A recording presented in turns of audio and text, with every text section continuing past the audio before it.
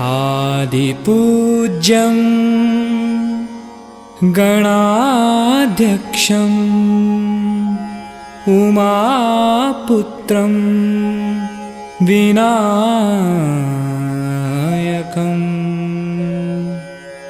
मंगलं परमं रूपं श्रीगणेशं नमाम्यहम्।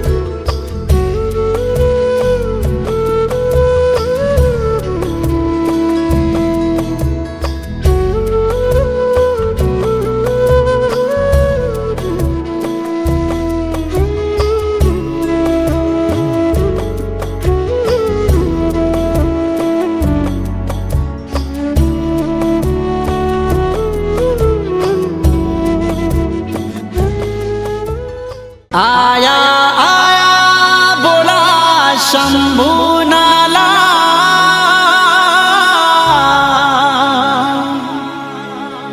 वागे शरणाई रुडा डोल नाता।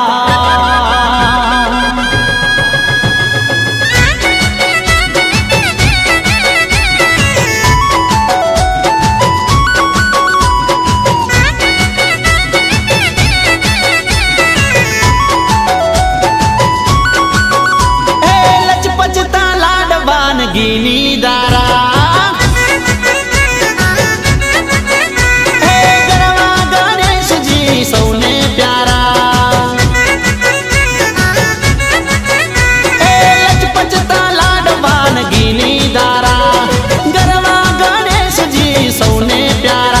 लागे न्यारा न्यारा लागे प्यारा प्यारा, लागे न्यारा न्यारा लागे प्यारा प्यारा।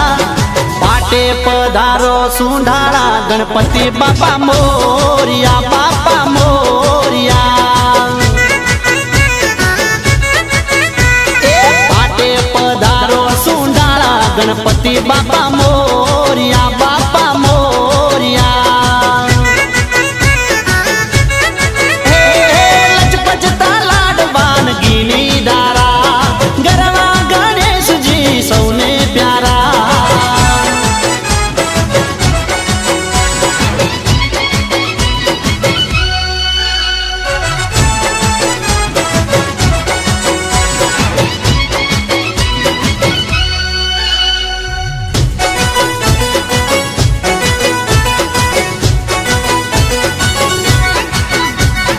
प्रथम पूजाय बापो केवा सोहाय, देवादी देवना लाल केवाय।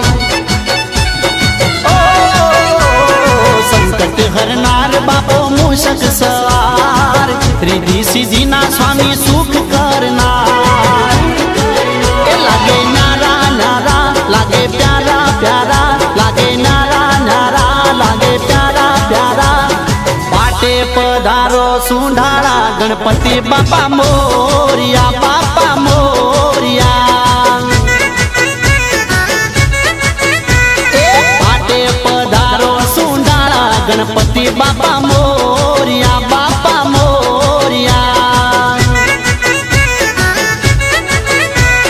लचपचता लाडवान गिनी दारा, गरवा गणेश जी सौने प्यारा।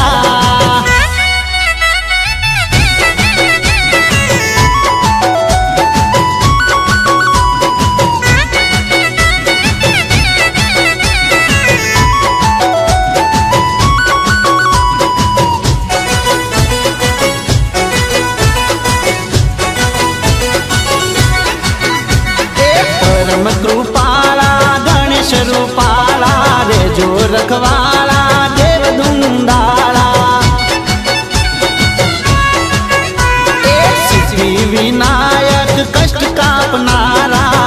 दंत वाला गले फूलड़ा निमाला ये लागे न्यारा न्यारा लागे प्यारा प्यारा लागे न्यारा न्यारा लागे प्यारा प्यारा पाटे पधारो सुंढारा गणपति बापा मोरिया बापा मोरिया पाटे पधारो सुंढारा गणपति बापा मोरिया बापा मोरिया लचपचता लाडबान गिनी दारा गरवा गणेश जी सोना माता चिरचुनड़ी सभी लोगों ने दौड़ा हाथ ऊपर कर बोले सच्चिदानंद माता की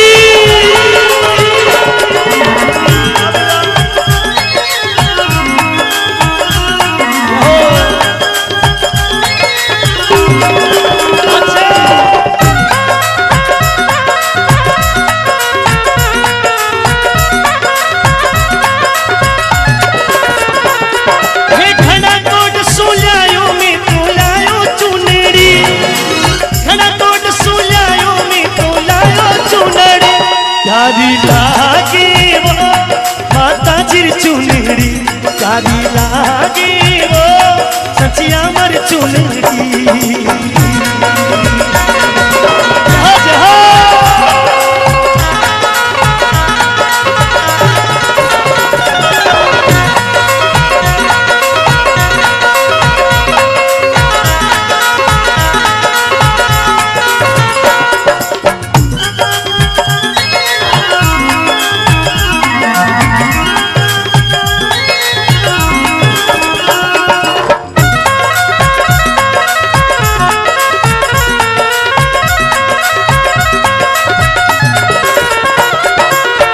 ओसिया माई धाम है थारो ओसिया माई धाम है थारो लाल का सुमल माता ओडो चुनड़ी लाल का सुमल माता ओडो चुनड़ी प्यारी लागे वो माता चिरचुनड़ी प्यारी लागे वो माता चिरचुनड़ी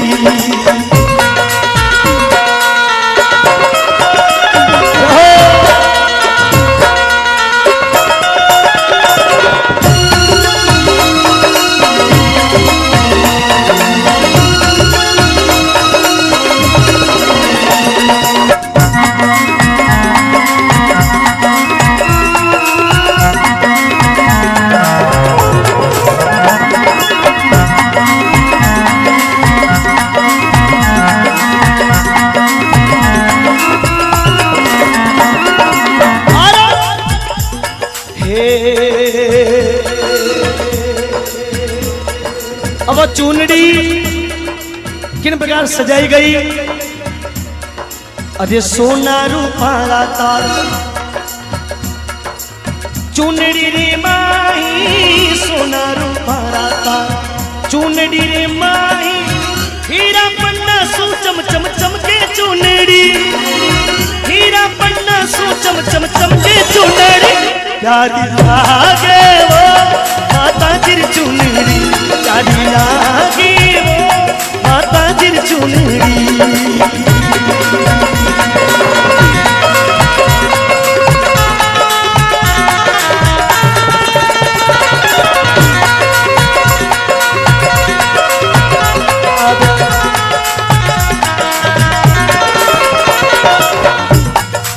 और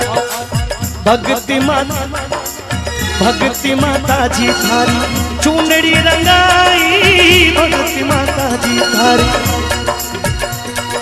अजय दिल्ली वाला भक्तो माता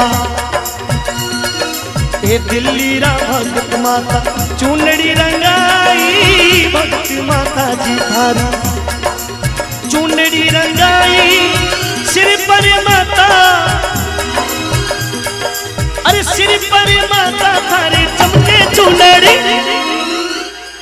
आप लोगों की ताली ऊपर चार बंदे प्रस्तुत करने की इच्छा है दोनों हाथ ऊपर भक्ति माता जी थारी चुनड़ी रंगाई भक्ति माता जी थारी चुनड़ी रंगाई सिर पर माता थारे चमके चुनरी, सिर पर माता थारे चमके चुनरी, प्यारी लागे वो माता जिर चुनरी, प्यारी लागे वो माता जिर चुनरी।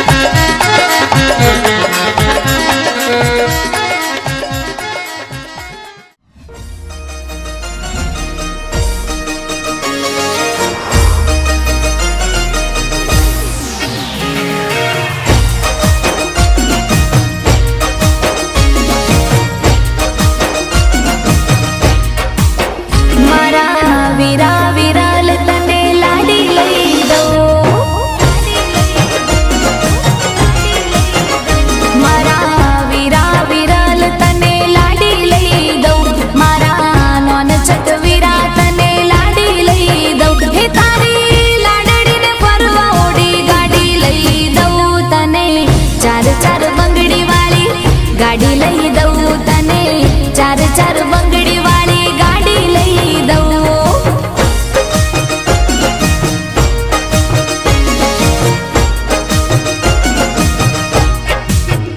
मारा वीरा आकाश तने लाडी लई दऊ, मारा नोन चक वीरा तने लाडी लई दऊ, तारी लाडड़ी ने फरवा ओडी गाड़ी लई दऊ तने चार चार बंगड़ी वाली गाड़ी लई दऊ तने चार चार बंगड़ी वाली ओडी लई दऊ।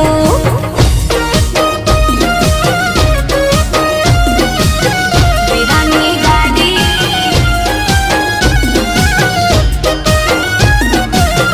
लई दऊ ओडी,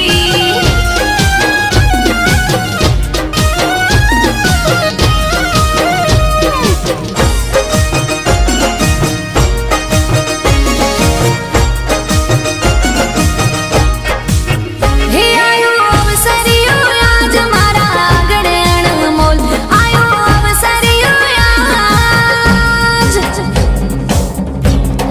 हाँ आयो अवसरियो आज मारा आंगणे अनमोल, वागे डीजे ने बेट रूड़ा शरणायो ने ढोल, तारी लाडड़ी ने पटोळू ने साड़ी लई दऊ, तारी लाडी ने पटोळू ने साड़ी लई दऊ, एने हाडी ना गमे तो कटमिड़ी लई दऊ तने चार चार बंगड़ी वाली गाड़ी लई दऊ वीरा चार चार उड़ी तने लई दू गाड़ी।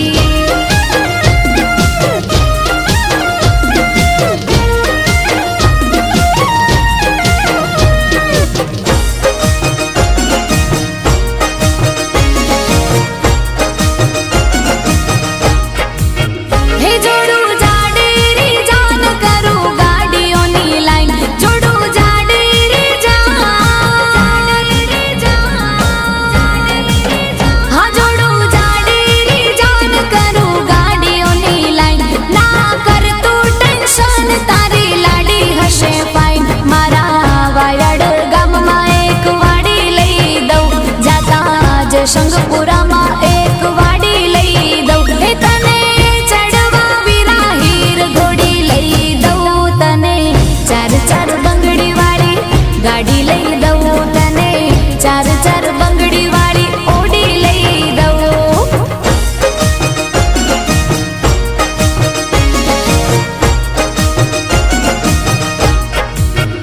मारा वीरा विराल तने लाडी लई दऊ, मारा वीरा आकाश तने लाडी लई दऊ, तारी लाडड़ी ने फरवा ओडी गाड़ी लई दऊ तने चार चार बंगड़ी वाली गाड़ी लई दऊ तने चार चार बंगड़ी वाली गाड़ी लई दऊ, गाड़ी लई दऊ, गाड़ी लई दऊ तने ओडी लई दऊ।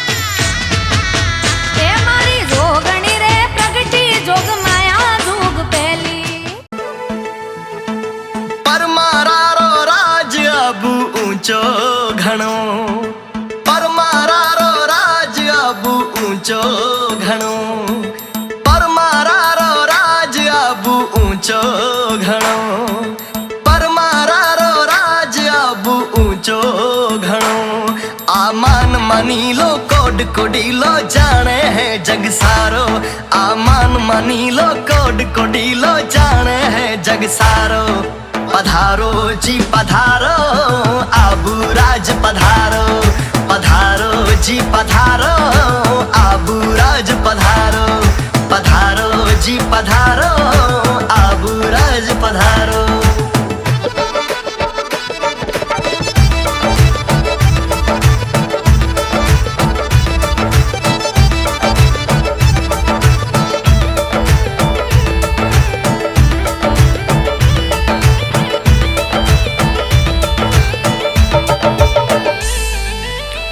शिखर री ऊंची चोटी दत्त भगवान रो धूणो एक बार दर्शन करवासू कटे 84 रो जूणो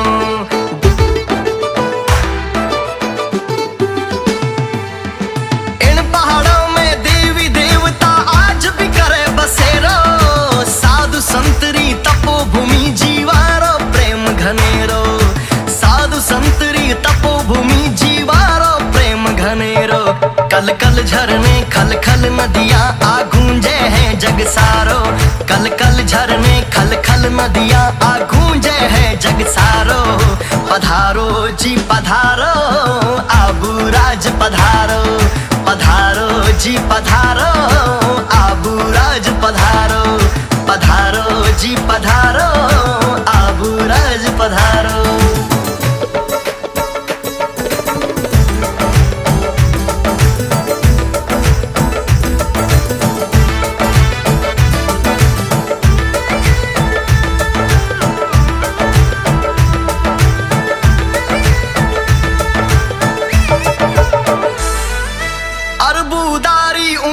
नगरी आबूगढ़ कहलावे जिन रे शरणे रसिया बालम नक्की झील खोदावे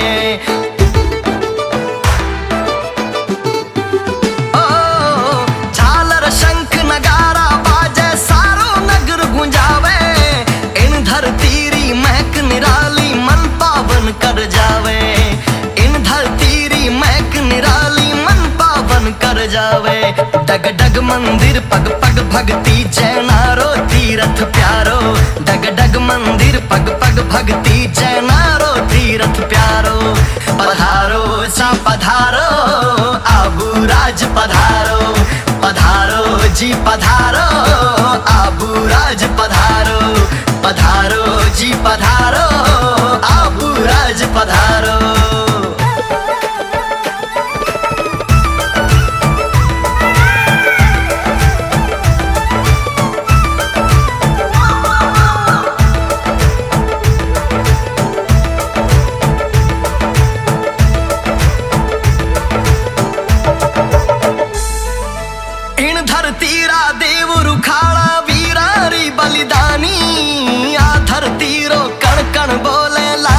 अमर कहानी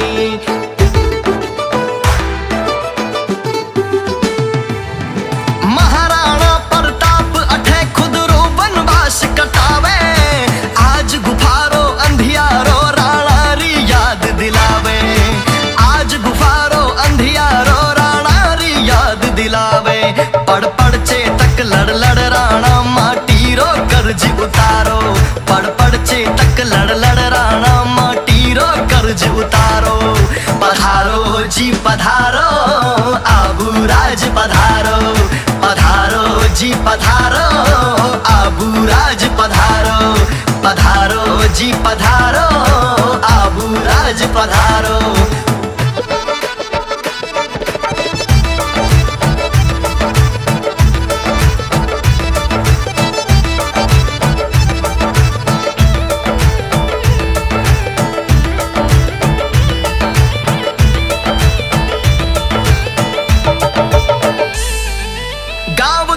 खुशहाली है कण कण सू करे गुजारो ओ धरती पर स्वर्ग दर्पण कर आप पधारो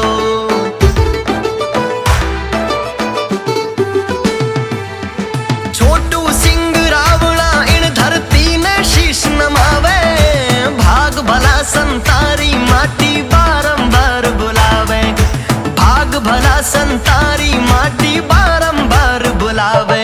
रंग लागो है बड़ भागो है आबूरो अजब नजारो, रंग लागो है बड़ भागो है आबूरो अजब नजारो। पधारो जी पधारो आबू राज पधारो, पधारो जी पधारो आबू राज पधारो।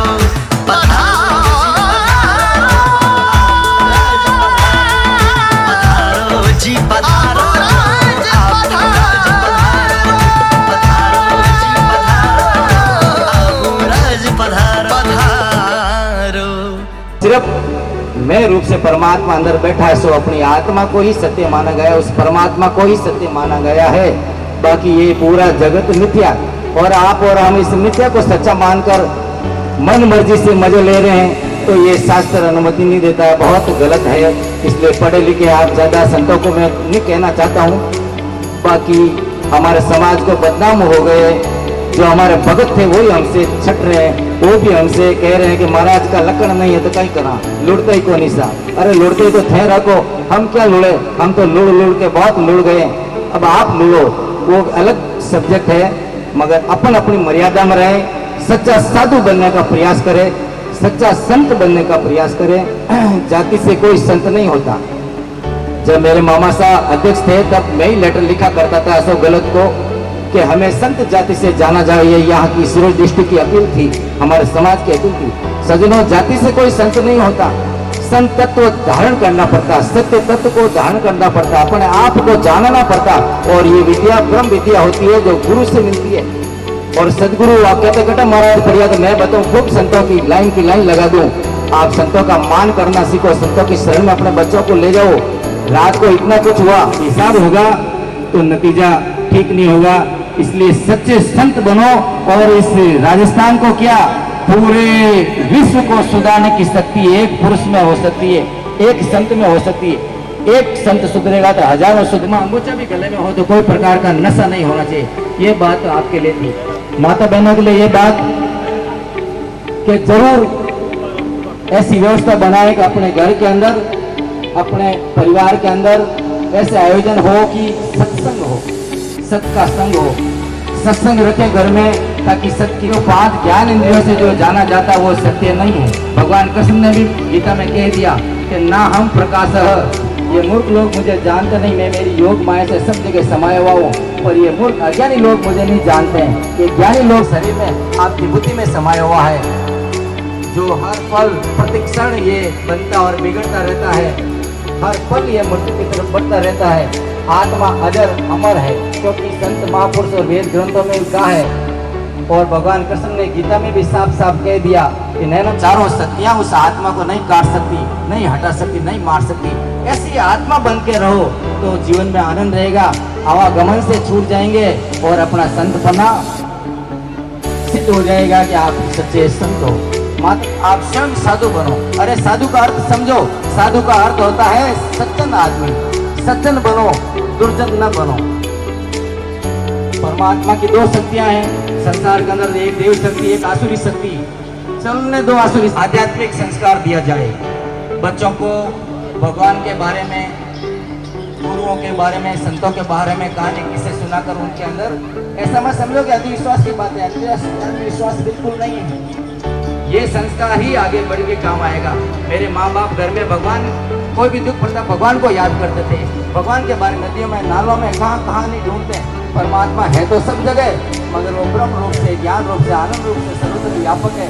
पहले उसको परमात्मा को अपने अंदर जानना पड़ेगा कि मैं कौन हूँ। सेल्फ करना पड़ेगा बाबूजी, मैं कौन हूँ। तब जाके इसने अपने आप से मुलाकात कर ली। जमाने में उसने बड़ी बात कर ली। बात कहते जीव का स्वरूप अति आनंद कहत वेद, ताकि सुख प्राप्ति को असंभव बखानी। आगे जो अप्राप्त वस्तु की प्राप्ति संभव। बुद्धिजन जोई, संतों की परख नहीं, गुरु की परख नहीं, वो आदमी संतों की तरफ फूट करके बैठता है, संतों की बात को काट देता है। क्यों? तो उसका प्रारब्ध, उसका कर्म ऐसा ही है। क्या करें, उसको माया से वो अंधा हो चुका है। अरे संत साहिब में अंतर नहीं। ये भेद भगवान भविता है, सेवा करता है, ये सब काम परमात्मा का ही। पूरी सृष्टि जैसी दृष्टि वैसी सृष्टि परमात्मा की है। मगर ये किसी जिज्ञासु अधिकारी के समझ में आता है। शीश पर हाथ रखवावे, शीश पे हाथ रखवाने का मतलब संतों के पास सेवा का अवसर देवे। गुरुओं की संतों की सेवा करेगा तो जरूर उनको कुछ न कुछ ज्ञान प्रसाद मिलेगा, तो जीवन में आपका बच्चा कभी दुखी नहीं होगा। क्योंकि सजनों, चाहे पढ़ा लिखा हो चाहे अनपढ़ हो, संसार में अगर कोई दुखदायी चीज है तो वो है आपकी संतान। अरे संतान के कारण ये जीव दुखी होता है। आप और हम सभी संतान ही हैं, अपने कारण आप भी दुखी होते हैं और जन्म देने वालों को भी दुखी करते हैं। ओम मैं एक हूँ, एको हम बहुश्याम, एकम सत पर विप्रा बहुधा वदंती। सत्य तो एक ही है, पर ज्ञान अज्ञान दोनों मिलमिक्स होने के कारण उसको भांति भांति से जाना जाने लगा। बाकी सत्य तो एक ही है, उस सत्य को जानने के लिए ज्ञान की आवश्यकता पड़ती है। एको हम बहुश्याम, पच क्यों खाई कोई जी में कोई जन क्यों। आज से लेकर चरणों में कोटि कोटि मेरा प्रणाम। आप लोगों ने इतना महाकुंभ का जो आयोजन किया है, बहुत ही अद्भुत और जिसके कोई शब्द के द्वारा बखान नहीं किया जा सकता। ये इतना बड़ा विशाल, जिसमें चूरू जिले से लेकर के सीकर जिला, जयपुर जिला, अजमेर, नागौर, जोधपुर, पाली, इतने लोगों का, हमारे समाज के संतों का समागम किया। तो आप सभी संतों का इस कार्यक्रम में बहुत बहुत आभार, हमें अवसर दिया और हमें भी ये देखने को मौका मिला। अब आगे जो बात साहब ने जो निर्देश दिया था कि धर्म संसद समाज की रखी जानी चाहिए, तो धर्म संसद जातीय संसद नहीं है। सभी संत भली भांति जानते हैं कि धर्म क्या है। धर्म तो इसमें बहुत सारे लंबे चौड़े चैप्टर आए हुए हैं, पूरा दर्शन षड दर्शन है। हमारे साहब तो इसमें दर्शन शास्त्र में PhD भी करे हुए, दर्शन शास्त्र में MA किए हुए। तो ये हमारे लिए बहुत गर्व की बात है। साहब के लिए एक बार जोरदार तालियां बजा दीजिए। पार किए जब तो साहब ने हमारे अध्यक्ष का चयन कर दिया 1 मिनट में। साहब के लिए जोरदार तालियां है ना। अब आगे इस विषय में गुरु महाराज की कृपा से थोड़ा उनका मैं चिंतन करते हुए आगे अपना वक्तव्य रखूंगा। बाबा मनोदास जी महाराज पर स्थान विराजते हैं, जिला पाली में हैं। उन्होंने हमारे समाज का एकीकरण के लिए आज के 40 साल पहले सबसे पहले प्रयास किया। मित्रों, हमारा समाज एक एक जिले में अलग अलग नाम से अलग अलग धड़ों में बटा हुआ है। एक एक जिले में अलग अलग बैठ गए। हर जिले के अंदर कोई तो पंडा है, कोई नाथ जी भी है। और हमारा जो एक समाज जिसको विधि मान्य हो, ऐतिहासिक प्रमाण जिसका कोई हो संतों का, ऐसा प्रमाण एकत्रित कभी हुआ ही नहीं, किसी ने कार्य इस पर किया ही नहीं। क्योंकि इतिहास को प्रमाणित करने के लिए सत्य घटनाओं का सोर्स चाहिए, स्रोत चाहिए। उसको न्यायालय भी मानेगा, आम संत भी मानेंगे। यदि स्रोत सही है, जैसे शिलालेख मिल गया स्रोत, उसको कोई मना नहीं कर सकता कि सम्मत 1314 का है। मुसालिया के अंदर मिला है सम्मत 1314 का। जोरदार तालियां बजाइए मुसले गांव के नाम पर। बाबा रामदेव जी से पहले का, बाबा रामदेव जी का जो जन्म सम्मत कब का है? सम्मत 1409 से पहले का हमारे समाज का जो है प्रमाण मिला है। एक ही नहीं, 15-20 प्रमाण मिले हैं, तब जाकर के ये चीजें प्रमाणित हुई है। इतिहास का तात्पर्य ये है कि पूर्व घटित घटनाओं का सत्य वर्णन करना। हमारा आज मीडिया का जमाना, हर एक आदमी जो भी कोई पोस्ट डालता है, आप जाने अनजाने सोचे कि आपके समाज के लोग देख रहे हैं, ऐसा नहीं है। आपकी भी लेख को एकत्रित करना चाहिए। हमारा विशाल समृद्ध साहित्य है संत समाज का। संत समाज के साहित्य में कोई कमी नहीं है। ज्ञान तो हर जगह मिल रहा है, लेकिन जो संतों का जो साहित्य है वो एक प्रमाणिक साहित्य है। हमारे कई बड़े सिद्ध पुरुष हुए हैं, उनका सम्मत नीति, उनकी कथा वार्ताएं हैं। और हमारे जो लेखक हैं प्राचीन काल के, शिव जी का ब्यावला बनाने वाले कौन थे मालूम है? हमारे शिव जी का जो प्रथम ब्यावला राजस्थान में चल हुआ हमारे कांवर संत समाज के वो संत थे। देवदास जी महाराज हमारे नागौर जिले के आए हुए हैं, वो वहाँ के थे भूतावा के। उन्होंने शिव जी का ब्यावला बनाया था, पूरे भारत में प्रचलित हुआ। इसके अलावा उसमें हम लोग ज़्यादा से ज़्यादा आएंगे। आज भी हमारी संख्या 30 है, हम लोग 30 लोग आए उधर से। क्योंकि श्रीमान डिप्टी साहब मेरे पुराने मित्र हैं, आपका आदेश था, तो इनको मैं धन्यवाद देना चाहूँगा कि इतने लोगों का दर्शन करने का, आपके साथ रहने का, इतनी माता बहना बेटी है, इनका दर्शन करने का मुझे मौका मिला। और मौके हर बार मिलते नहीं हैं, मौके बहुत मुश्किल से मिलते हैं। मैं यहाँ केवल 2 बात कहूँगा, क्योंकि ये जो हमारा संत समुदाय, जो संत वृद्ध है, यहाँ ज्ञान की कोई कमी नहीं है, संत की विराजमान है। मैं केवल वर्तमान परिप्रेक्ष्य में 2 बात कहूँगा सिर्फ।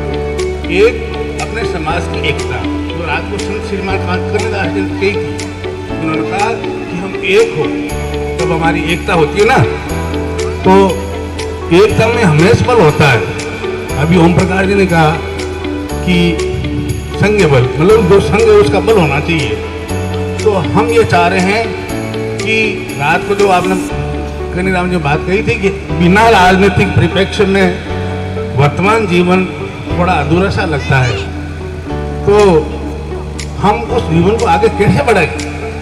अभी पिछले साल जोधपुर में देवासी समाज का एक सम्मेलन हुआ था।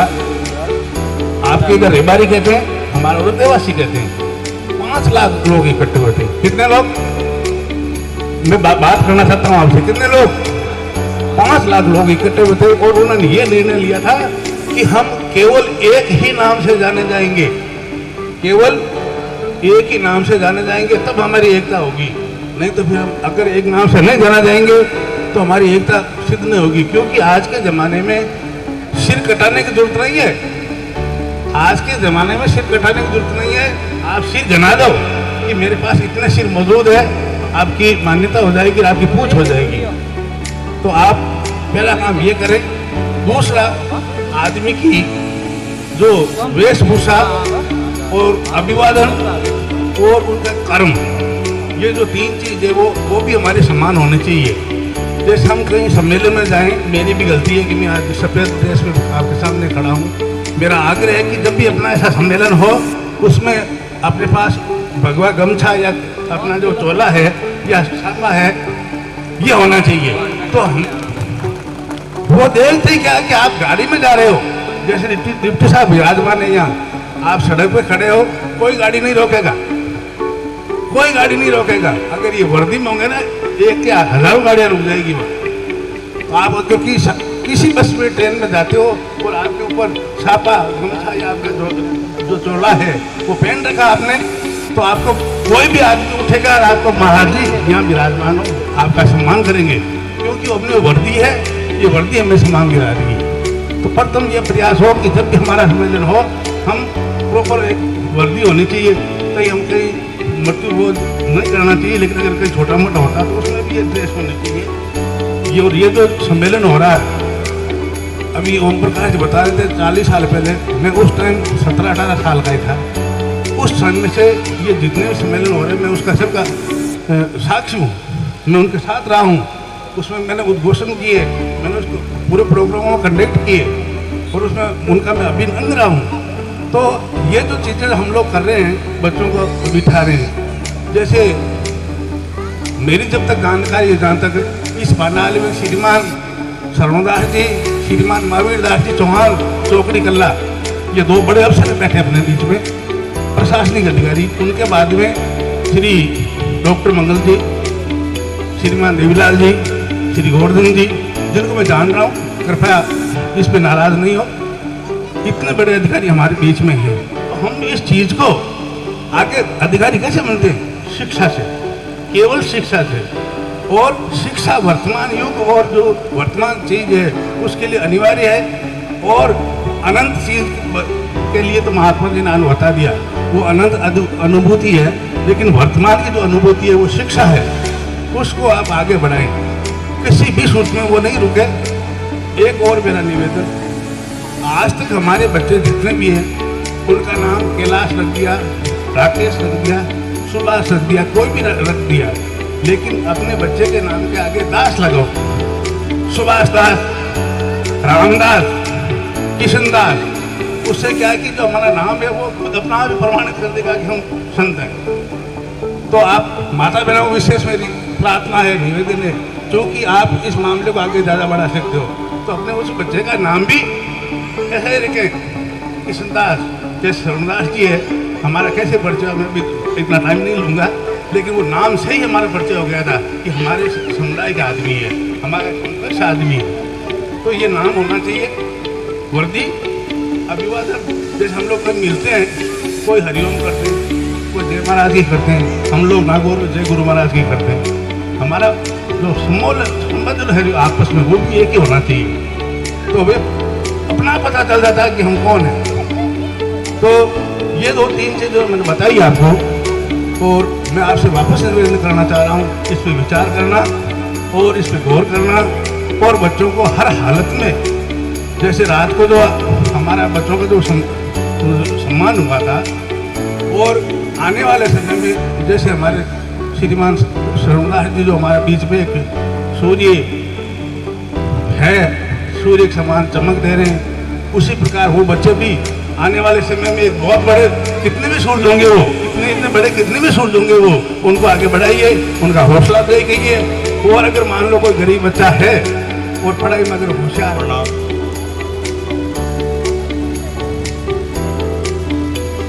पहली बात तो मैं डिप्टी साहब का धन्यवाद देना चाहूँगा कि आपने इस बड़े मंच पे हमें बोलने का समय दिया, हमें आमंत्रित किया, इसके लिए आपका बहुत बहुत आभार सर। मैं अपनी बात सिर्फ 4-5 पॉइंटों में कहना चाहूँगा कि पहली बात तो सबसे ज़्यादा ज़रूरी हमारे लिए वो है एजुकेशन, क्योंकि इस सम्मेलन का जो मेन हमारा थीम था वो भी यही था कि प्रतिभाओं का सम्मान, और प्रतिभाओं का सम्मान सीधा सा एजुकेशन जुड़ा हुआ है। तो एजुकेशन अगर होगी तो हम किसी भी पद पर किसी भी जगह पहुंच सकते हैं, और जो हमारी इच्छा है वो हमें आसानी से पूरी हो सकती है।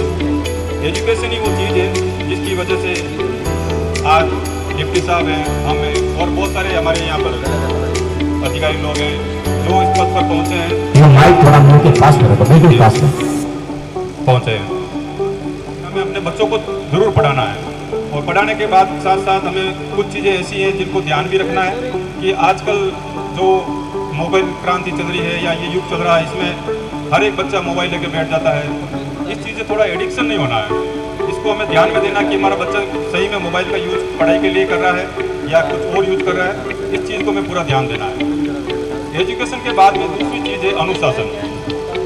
अनुशासन के बिना कोई भी समाज आगे नहीं बढ़ सकता।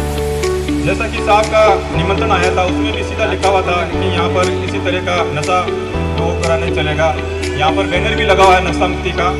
तो इसके लिए सबसे अनुशासन होना ज़रूरी है। हम देखते हैं कि कई जगह जाते हैं, वहाँ पर ये माहौल रहता है कि कुछ लोग इस पीड़ा से ग्रसित हैं, तो उससे उनका परिवार तो जा ही रहा है, साथ साथ में हमारे समाज की भी निंदा होती है।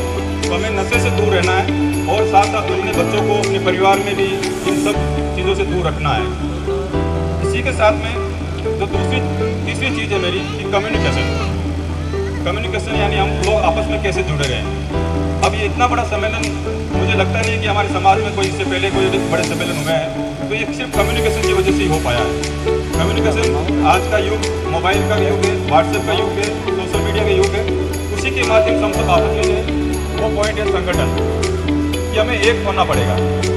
बिना संगठन के हमारी कोई पहचान नहीं है।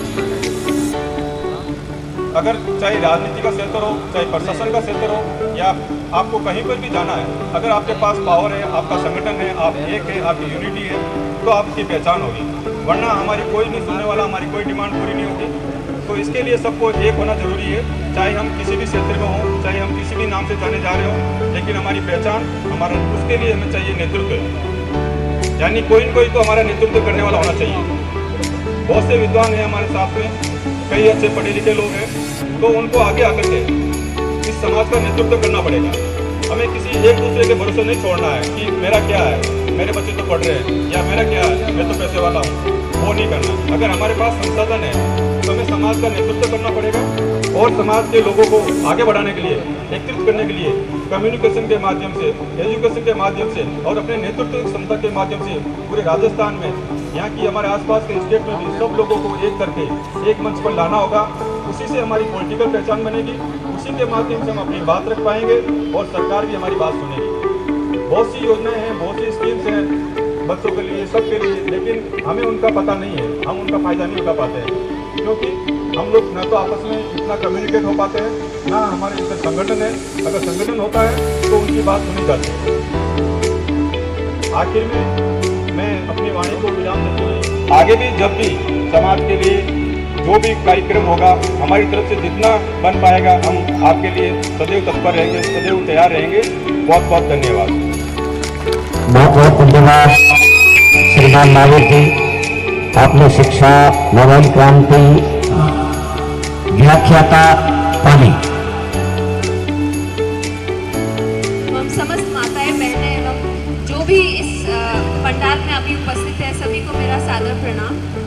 और सबसे पहले तो जो आयोजन करता है मैं उनका तहे दिल से धन्यवाद करती हूँ कि उन्होंने जो है इस स्तर पर हमारे समाज के लिए, हमारे छोटे से समाज को इस स्तर पर वो जो है लेकर आते हैं और उसको एक पहचान दिलाते हैं। मैं कल भी इस प्रोग्राम का हिस्सा थी और आज भी हिस्सा हूँ, और अभी महावीर भाई साहब ने भी बहुत अच्छी जो है बात कही, और ये सारी बातें हम समझते तो हैं। मैं इतनी ज्ञानी नहीं हूँ कि मैं आप लोगों को कोई ज्ञान दे सकूँ, लेकिन मैं अपनी बात जो है वो प्रार्थना के में आप सब तक पहुँचाना चाहती हूँ। इतनी सारी महिलाएं यहाँ पर बैठी हैं, इतनी सारी बच्चियाँ यहाँ पर बैठी हैं, लेकिन फिर भी जो है एक भी बच्ची और एक भी महिला यहाँ तक नहीं आ पाती है। मैं आई हूँ हिम्मत करके उनका प्रतिनिधित्व करने के लिए। हमारा समाज बहुत अच्छा है और हमारे समाज में कोई कमी नहीं है, लेकिन कमी हमारी सोच में है कि हम जो है एक साथ उठ बैठ नहीं पाते। हम महिलाओं को जो है, मैं देख रही हूँ अधिकतर महिलाओं ने घूंघट ले रखा है, मैंने अपने सर पे ढक रखा है, क्योंकि मैं प्रथाओं से बंधी हुई हूँ। मुझे सर ढकने से या घूंघट लेने से दिक्कत नहीं है, किसी प्रकार की कोई दिक्कत नहीं है, लेकिन जब शिक्षा की बात होती है या इस तरीके के जो मंच होते हैं वहाँ पर आकर बात करने की बात होती है, अपना जो पक्ष रखने की बात होती है, तब जब महिलाएं पीछे रहती है तो वो समाज से पिछड़ जाती है और 50% जो आबादी है समाज की वो बिल्कुल जो है सिरे से नकार दी जाती है। तो इसीलिए मैं सभी से जो है ये निवेदन करती हूँ, कल भी मैंने अपनी बात रखी थी कि आप महिला शिक्षा पर भी जोर दें। और शिक्षा सिर्फ ऐसा नहीं है कि 10वीं कर ली 12वीं कर ली, शिक्षा का स्तर जो है अपने घरों में इस तरीके का रखें कि जो कोई भी विद्यार्थी है उसका सर्वांगीण विकास हो सके। क्योंकि आप देख सकते हैं आज का जो युग है उसके अंदर सभी लोग, हर एक धर्म के लोग, हर एक जितने भी जो भारतवासी हैं वो कितनी तरक्की कर रहे हैं, तो हम हमारे समाज के लोगों को पिछड़ा क्यों रखें? हम क्यों पिछड़े जो हैं उनकी गिनती में आए? हम अगड़े क्यों नहीं बन सकते? हमें अगड़े बनने के लिए सबसे पहले हमारे घरों में सर्वांगीण विकास के ऊपर ध्यान देना पड़ेगा, ओवरऑल डेवलपमेंट पे ध्यान देना पड़ेगा। बच्चे बहुत अच्छी पढ़ाई करते हैं, 10वीं पढ़ ली 12वीं पढ़ ली, कई बार होता है कि संसाधनों की कमी की वजह से या दूसरे जो भी कारण है, निजी कारण है, उसकी वजह से बच्चियों की पढ़ाई जो है वो छोड़ दी जाती है और हम गर्व से कह देते हैं हमारी बच्ची तो पढ़ी लिखी है 12वीं पास है, या हमारी बच्ची पढ़ी लिखी है वो BA पास है। लेकिन BA पास करना, BSc करना या किसी भी प्रकार की कोई डिग्री करना तब तक जो है उसका कोई मतलब नहीं रह जाता जब तक कि उस बच्ची में या उस विद्यार्थी में उसका सर्वांगीण विकास न झलकता हो। सर्वांगीण विकास का मतलब मेरे ख्याल से आप सभी समझते हैं कि एक व्यक्ति इतना सक्षम होना चाहिए कि किसी भी परिस्थिति में जो है वो अपने उस परिस्थिति का सामना कर सके। मैं ज़्यादा किसी का समय व्यर्थ नहीं करूँगी, बस आप लोगों से यही निवेदन है कि इस प्रकार के जो आयोजन है वो हमेशा होने चाहिए, जिससे कि आज मुझे मौका मिला है, हो सकता है अगली बार मेरे जैसी और अन्य बहनों को भी मौका मिले। और मैं सभी महिलाओं के लिए अंत में सिर्फ 2 पंक्तियां कहकर मैं अपनी वाणी को विराम दूंगी। नारी तू है शक्ति स्वरूप, नारी तू है शक्ति स्वरूप, तुझमें है संसार का बल, तेरी उड़ान से ही उज्जवल होगा एक भविष्य का पल। धन्यवाद। बहुत बहुत धन्यवाद। और मेरे युवा साथियों, आप सभी को दोनों हाथ जोड़ करके नमन, वंदन। और ये जो कार्यक्रम आयोजित हो रहा है श्री ठाकुर जी सेवा समिति, इनके सानिध्य में, तो इनका भी हृदय की गहराइयों से बहुत बहुत धन्यवाद और हार्दिक अभिनंदन व्यक्त करता हूँ। जैसा कि आप सभी को विदित ही है, हमारे समाज का ये चौथा सबसे बड़ा महाकुंभ कहो, ऐतिहासिक क्षण कहो, आज हमारे लिए बहुत ही सौभाग्य का विषय है कि हमारे समाज का जो ये कार्यक्रम है धीरे धीरे करके बहुत ही आगे बढ़ रहा है।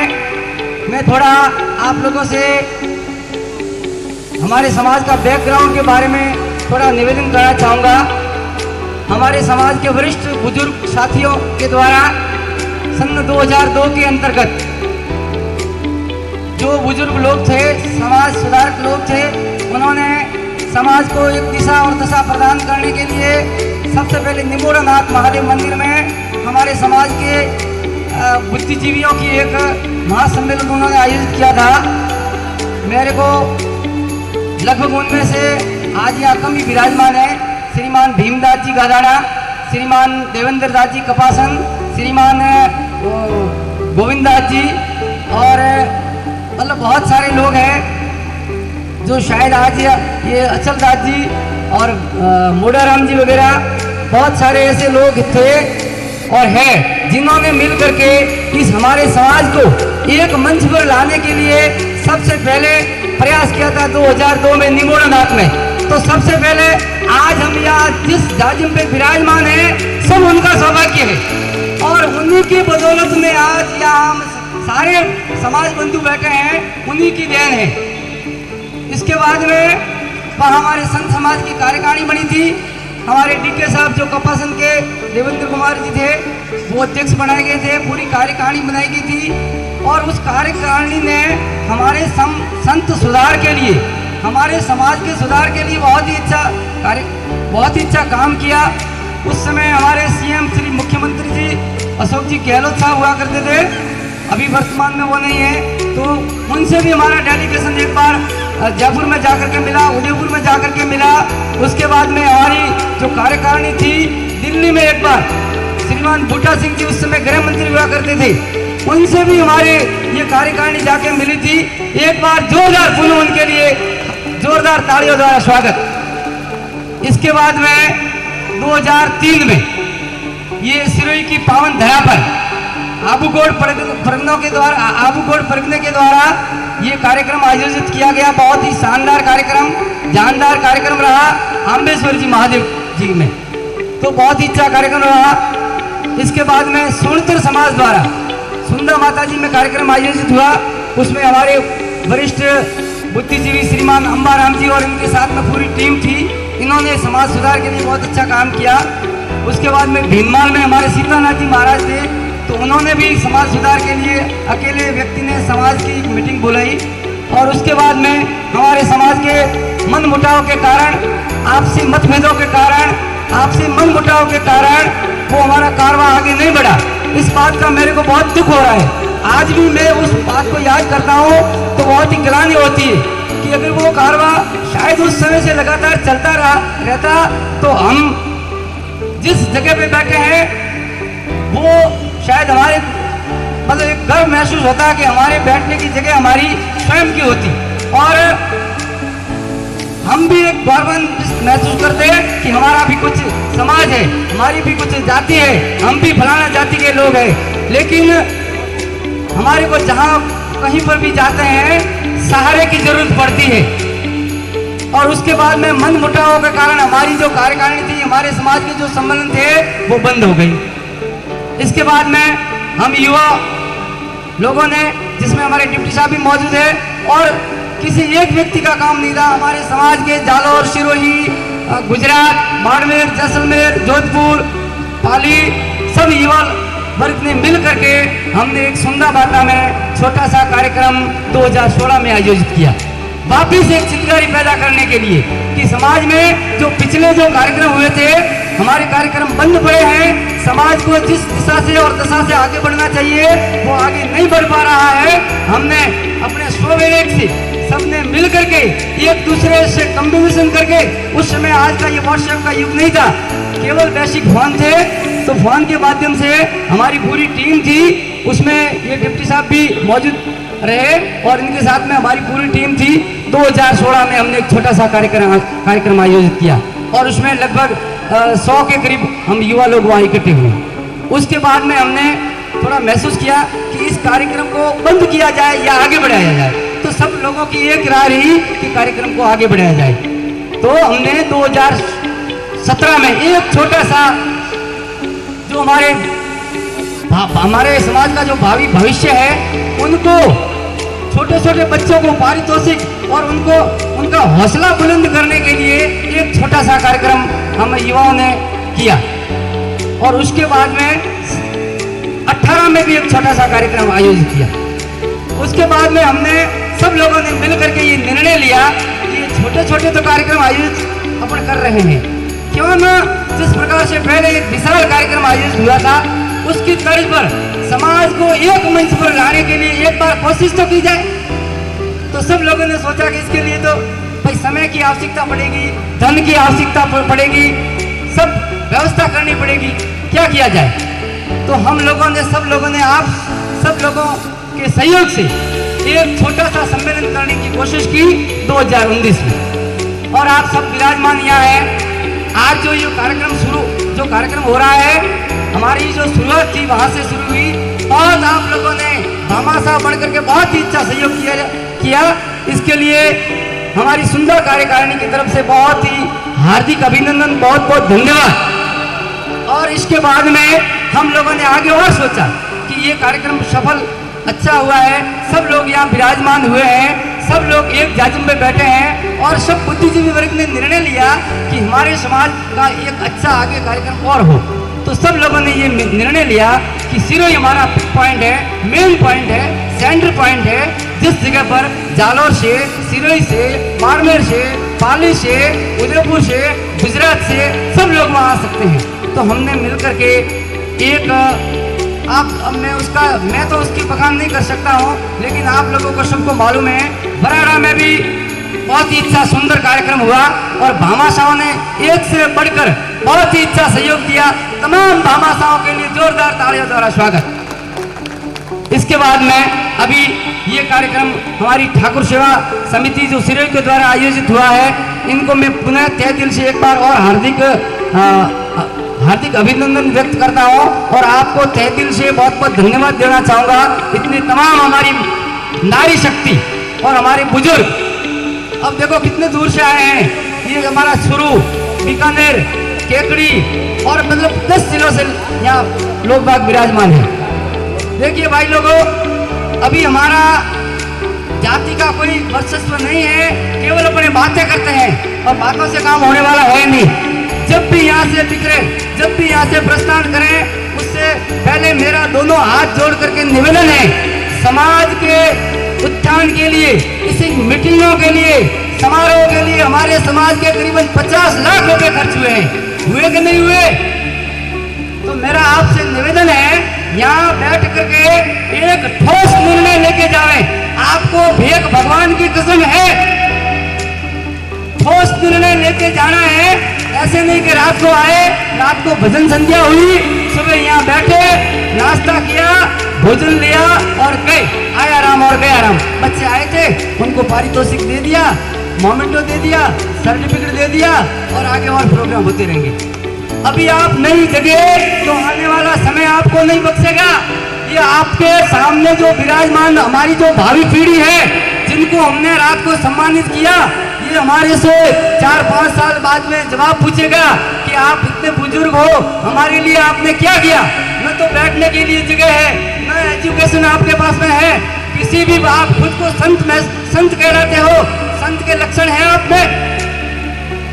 शायद मेरे हिसाब से 20% लोगों में संत के लक्षण होंगे, बाकी तो आप और मैं कुछ नहीं है। कोई समाज का सुधार करने वाला नहीं है। यहाँ इकट्ठे हुए, हाँ में हाँ मिला दिया, वापिस बिगड़ गए, कोई काम नहीं हुआ। गोविंदास जी को मैं 2002 से पहचानता हूँ, इनसे मेरी बात होती रहती है। जब भी हमारा भीलवाड़ा में 1-2 बार कार्यक्रम हुआ, वहाँ पर भी हम गए थे। पुष्कर में भी हमारे कार्यकारिणी के मेंबरान गए थे। भूख लगती है समाज सुधार की कि कुछ न कुछ वहाँ जाकर के हासिल करें और हमारे समाज में जितनी भी बुराइयां व्याप्त है, समाज को आगे बढ़ाने के लिए जो भी हमारे पास में है, हमारे डिप्टी साहब जैसे और भी बुजुर्ग साथी है, उनका हमारे को मार्गदर्शन मिले। और एक हमारा, मैं पुनः आपसे निवेदन करना चाहूंगा, हमारा कोई वजूद नहीं है, हम आपसे अपने टुकड़ों में बंटे हुए हैं। कोई रहदास के नाम से सर्टिफिकेट ले रहा है, कोई रामदासिया के नाम से, कोई रोहिदास के नाम से, कोई बरोड़ा के नाम से। ये हमारा कोई जाति का दुरुस्तीकरण नहीं है। सबसे पहले मेरा आपसे निवेदन है, आज यहाँ से अगर आप जाओगे, उनसे पहले मेरी दोनों हाथ जोड़ के आपको निवेदन है, सबसे पहले हमारी जाति का दुरुस्तीकरण करवाने के लिए ठोस कदम उठाइए। और आपके पास में कुछ सहारा नहीं है तो ओमदास जी यहाँ विराजमान है, इन्होंने 15 साल तक खूब मेहनत की, नौकरी के साथ साथ इन्होंने कामड़ जाति का इतिहास लिखा। वो इतिहास मेरे पास में पड़ा है, आप लोगों के पास में पड़ा है। कहीं समाज सुधार के लिए, जाति का दुरुस्तीकरण के लिए कहीं जरूरत पड़े तो इनकी पूरी टीम हमारे साथ में मौजूद है, कंधे से कंधा मिला करके हमारे साथ में मौजूद रहेगी। मैं इनकी तरफ से वादा आपको दिलाता हूँ। लेकिन ये आज की ऐतिहासिक हमारा कार्यक्रम, ऐतिहासिक सम्मेलन होना चाहिए। ऐसा नहीं है कि अभी वक्ता यहाँ बोलेंगे और आधे घंटे के बाद में यहाँ से सारे विसर्जन करेंगे। कैसा हुआ कार्यक्रम? अच्छा हुआ कार्यक्रम। क्या हुआ? बच्चे आए थे, मोमेंटो दिया, प्रशस्ति पत्र दिया और कार्यक्रम शानदार रहा। मेरा दोनों हाथ जोड़ करके निवेदन है, कार्यक्रम के साथ साथ हमारी जो भावी पीढ़ी है उनका उत्थान करने के लिए जाति का दुरुस्तीकरण बहुत ही जरूरी है। ये जमीन बाद में मिल जाएगी आपको। जाति का कोई वजूद ही नहीं है, किसको जमीन देवे? जमीन सरकार किसको देगी? किसी का आपका वजूद तो होना चाहिए ना। अपने जो राजस्थान की शेड्यूल कास्ट की जो लिस्ट है उसमें अपना नाम नहीं है। ये तो अपने एक सहारा लेते हैं। आप मेरे ऊपर सारे लोग नाराज होना, लेकिन मैं मंच के माध्यम से आपसे निवेदन करना चाहूंगा कि जो हमेशा गोली लेते हैं, गोली वो खारी होती है, लेकिन कोई अंदर जो बीमारी होती है उसको वो गोली मिटाती है। मेरी बात जरूर कड़वी है। मैं माइक इस मंच के माध्यम से आपको बार बार निवेदन कर रहा हूँ, कोई ठोस निर्णय लेकर के कोई एक ठोस कार्यकारिणी बनाएंगे और वो कार्यकारिणी को आप समझ दीजिए कि सबसे पहले हमारा ये काम है। अगर ये काम जाति का दुरुस्तीकरण नहीं होगा तब तक आप ऐसे कैसे कितने ही सम्मेलन करते रहोगे। सम्मेलनों के माध्यम से एक बात है, अपना मिलन हो जाता है, जाति की पहचान हो जाती है, एक दूसरे का मिलन है, ये हो जाता है। लेकिन वास्तव में आज सब लोग पहले आप अपने जाति का उद्धार या समाज का उद्धार करना चाहते हो तो हाथ खड़े कीजिए। माताएं बहनें जो भी समाज सुधार के लिए काम करना चाहते हो तो दोनों हाथ उठाइए। और मेरा निवेदन है, बिना निर्णय लिए हुए आज से यह कोई प्रस्ताव नहीं करेगा। चाहे आज इनकी जो ठाकुर सेवा समिति के द्वारा जो कार्यक्रम है ये दोपहर या 2, 3, 4 बजे तक इनका कार्यक्रम है, उसके बाद में भी आपको यहाँ रहना है। स्वयं के खर्चे से जो भी कार्यक्रम है या जो सभी पैसे खर्च होंगे तो अपन सब मिल बैठ करके 2-4 घंटे रुकना पड़े तो भी रुकना है। मेरा दोनों हाथ जोड़ करके आपसे निवेदन है, जब तक जाति का दुरुस्तीकरण नहीं होगा तब तक कुछ नहीं होगा, ये मैं आपको वादा दिलाता हूँ। एक बार अभी निबोड़ा नाथ में हमारे समाज की जमीन ली थी, इसमें सोनाराम जी वगैरह, इसमें ये कबराड़ा वाले नारायण दास जी वगैरह सब मौजूद है।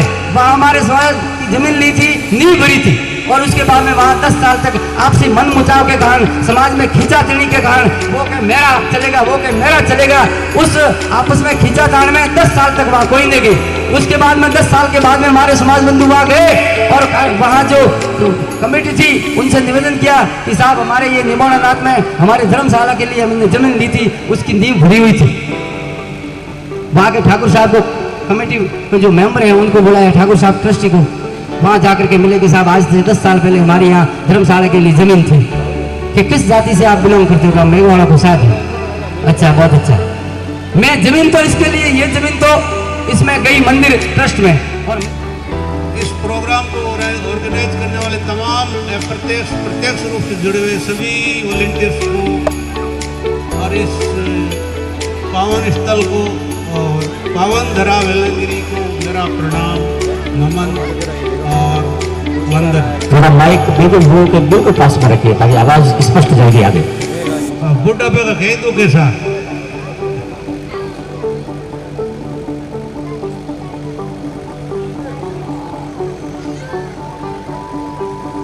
सबसे पहले मैं डिप्टी साहब को धन्यवाद दूंगा कि मेरे को यहाँ बोलने का मौका दिया। शिक्षा के लिए सभी बोलते कहते हैं और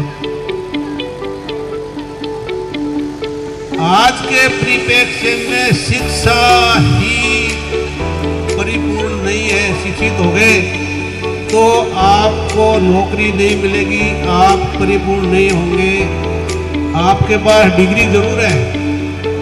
मैं एक आजकल जो चलन में उसकी आ रहा हूँ, एक कोर्स चला है, डिग्री चली है AI, शिक्षक बंधु और थिंक टैंकर्स हमारे वो जानते हैं, आर्टिफिशियली इंटेलिजेंसी। जब तक वो अपने बच्चे के पास में सर्टिफिकेट नहीं होगा वो किसी भी सर्विस में फॉर्म भरने के लिए एलिजिबल नहीं होगा। मैं इस मंच के माध्यम से सभी विशेषकर शिक्षक बंधुओं से कि बच्चों को अवेयर करें, जागृत करें कि वो कोर्स कर ले। अभी गवर्नमेंट करवा रही है और आने वाले दिनों में जैसे बीएड और नर्सिंग कॉलेज खुले हुए हैं, प्राइवेट दुकानें खुल जाएगी, बच्चों के लिए वो महंगा हो जाएगा। एक बात इस मंच से कहूंगा कि इंटेलिजेंसी, आर्टिफिशियल आर्टिफिशियल इंटेलिजेंस का एक कोर्स है, वो डूंगर कॉलेज बीकानेर कंडक्ट कर रही है। आपको नहीं है नॉलेज, डिप्टी साहब यहाँ विराजमान है, वहाँ पोस्टेड है, इनकी सेवाएं ले सकते हैं आप। अभी ओम जी मैनेजर साहब LIC ने फरमाया अभी मंच से, भारत के संविधान में आर्टिकल 342 में अपने राजस्थान में SC ST की लिस्ट में 32 पे अपना कामड़ शब्द रजिस्टर्ड है, कोई दिक्कत नहीं है। अब इस एरिया विशेष से कोई है किसी भी प्रकार, और अभी भानाराम जी का मैं उनका दर्द समझ सकता हूँ, अभी कोई है प्रॉब्लम तो डिप्टी साहब ने अभी सुझाया भी है कि आप बैठ करके अपनी मेम्बरान और रिप्रेजेंट पेश करो, जरूर समाधान होगा। समस्या का समाधान होता है बशर्ते कि आप दृढ़ निश्चय लेकर के चलो। और अभी पूर्व वक्ता हमारे प्रधानाध्यापक शिवलाल जी गोरुंदा वालों ने एक आपको सुझाव भी दी था, उसमें 100% सहमत हूँ। पूरा समाज एकीकरण की बात आती है तो एकीकरण के लिए शुरुआत जहाँ तक मैं समझता हूँ एक संबोधन तो होना चाहिए। समझ जाते हैं कहीं से अननोन पर्सन का भी फोन आए तो वो कैसे पता लगेगा अपना बंधु है, तो जय गुरु महाराज की करते ही पता लग जाएगा हाँ अपना बंधु है, चाहे आप नाम उसका नहीं जानते हो। तो मेरा तो ये सुझाव है इस मंच के माध्यम से, और सदन की डिस्क्रेशन पावर है ये, तो आप एक शब्द का सभी अडॉप्ट कर लो कि जय गुरु महाराज की अपना मिलते ही संबोधन, अच्छा लगे तो कोई बात नहीं। अभी अरुणा मैडम ने एक अच्छी बात बताई, 200% सहमत हूँ मैं उस बात से। शुरू से पहले पढ़ते थे राजा राम मोहन राय ने सत्य प्रथा बंद कर दी, उस बंदे ने कितना संघर्ष किया होगा इतनी कुरीति को मिटाने के लिए। घूंघट प्रथा एक कुरीति है, घूंघट प्रथा को कुरीति मानता हूँ। माताओं बहनों को अपने आचरण से डिसिप्लिन से मजबूत होना चाहिए, न कि घूंघट से। तो ये एक इस मंच से मेरा निवेदन था। अभी एक पूर्व वक्ता ने अभी चौहान साहब ने बताया कि शिक्षा के लिए इकोनॉमी जरूरी है, बिल्कुल सर। और आजकल तो इतनी महंगी हो गई है कि अपना समुदाय वहन नहीं कर पाता है उसको, उसके लिए मैं भी इसमें शामिल हूँ। अपना दायित्व है, अपना कर्तव्य है। बाबा साहब ने कहा था पे बैक टू सोसाइटी। वो कोई जो बच्चा है वंचित रह जाता है, अपनी ड्यूटी है, अपना कर्तव्य है कि उसके लिए कुछ व्यवस्था अपन खुद करे। उसके लिए इस मंच के माध्यम से मैं गुजारिश करूंगा कि कोई कोऑर्डिनेट कमेटी या ऐसा कोई सभा या कोई वो कर दे जिसमें वो सीधे सीधे फंड इकट्ठा करने से जुड़े हुए, और सभी जिलों के लिए 2 प्रभारी नियुक्त कर दे। वो उस